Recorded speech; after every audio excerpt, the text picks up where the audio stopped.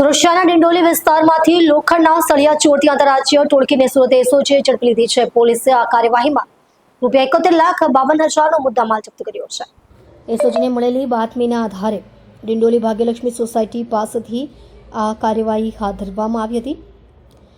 પોલીસે ચોરીના સળિયા, ટ્રેલર અને કાર સહિતની મત્તા કબજે કરી છે। તપાસમાં પ્રાથમિક અંદાજ મુજબ 56,910 કિલો લોખંડના સળિયાની ચોરી થઈ હોવાનું સામે આવ્યું છે।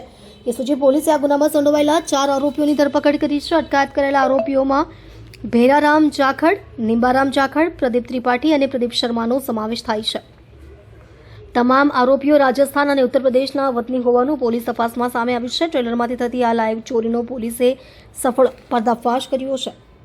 પોલીસે જપ્ત કરેલા 71,52,000ના મુદ્દામાલની કાયદેસરની કાર્યવાહી હાથ ધરી છે। આ ગેંગ લાંબા સમયથી સુરતમાં સક્રિય હોવાનું પ્રાથમિક તારણ છે। એસઓજીની આ કાર્યવાહીથી આ વિસ્તારમાં ચોરીની ઘટનાઓ પર અંકુશ આવશે તેવી આશા વ્યક્ત કરાઈ રહી છે। પોલીસ હવે આ ગેંગના અન્ય સંભવિત સાથીઓની શોધખોળ કરી રહી છે। એસઓજીને બાતમી મળી હતી કે અમુક લોકો જે છે એ જે ટીએમટી સળિયા કે જે મૂળ જે સ્ત્રોત છે ત્યાંથી લાવતા હોય છે ને કોઈ બિલ્ડરને એના ઓર્ડર મુજબ આપવાના હોય છે।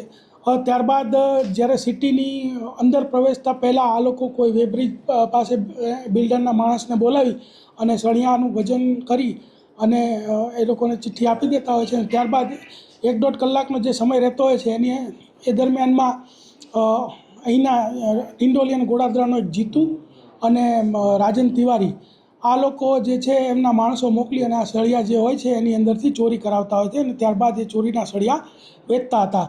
તો આવી એક લાઈવ ચોરી ચાલતી હતી। એ દરમિયાન એસઓજીની ટીમ ત્યાં પહોંચી ગઈ અને એસઓજીની ટીમને ત્યાંથી ટોટલ 32,95,000ના સળિયા કે જેનું વજન છે 59,910 કિલોગ્રામ, એક 4 વ્હીલ ગાડી 5 લાખ, એક ટ્રક 33 લાખ, એમ કરીને ટોટલ 71,52,000નો મુદ્દામાલ જપ્ત કરેલ છે।